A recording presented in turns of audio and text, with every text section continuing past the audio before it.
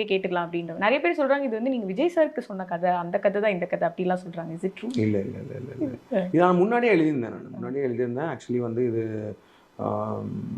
இது தலைவருக்குன்னு எழுதின ஒரு ஸ்கிரிப்ட். இது அந்த மாதிரி ஃபஸ்ட்டு எழுதின ஒரு ஸ்கிரிப்ட். பட் ஆனால் அதுக்கப்புறம் நிறையா மாறிடுச்சு. நிறையா மாறி அதுக்கப்புறம் ஏன்னா தலைவருக்கு எழுதினப்போ மோர் ஆஃப் ஒரு ஆக்ஷன் ஜோனில் இருந்துச்சு. அது வந்து ஒரு ரிலேஷன்ஷிப்பாக வந்து இந்த ஏஜ் குரூப்பை ஃபிட் பண்ண முடியாது. ஸோ அதனால் அந்த வேறு ஒரு ஜோனில் இருந்துச்சு. பட் அதுக்கப்புறம் இது வந்து மோர் ஆஃப் ஒரு லவ் ஸ்டோரியாக தான் எனக்கு பட்டுச்சு இல்லை எழுத. ஸோ வந்து வேறு ஏதாவது செஞ்சு பண்ணலான்ற மாதிரி சொல்லி ஒரு டிராஃப்ட் எழுதி வச்சுட்டு தான் இருந்தேன். அப்புறம் சூர்யா சார் கேட்கும்போது இட் காட் பர்ஃபெக்ட்லி ரைட்.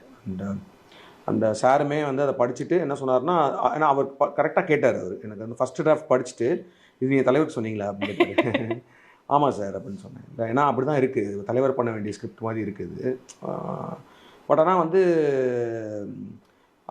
இன்னும் அந்த கேரக்டர் வந்து ஒரு மோர் வல்னரபிள், நாட் லைக் ஒரு ஹீரோவாக இருக்குது இந்த character. It's like more of a கேரக்டராக இன்னும் கொஞ்சம். It's not that doesn't mean that வந்து அது படத்தில் இருக்கிற மாஸோ ஆக்ஷனோ குறையணும்லாம் கிடையாது. ஆக்சுவலி அதுக்கப்புறம் தான் இன்னும் நிறையா வந்துச்சு. நிறைய ஆக்ஷனு நிறையா. ஏன்னா ஒரு mass moment for creating for a character அது ஒர்க் ஆச்சுன்னா தான் பயங்கர சூப்பராக இருக்கும். ஏன்னா எனி திங் அந்த மாஸ் மொமெண்ட் வரும்போது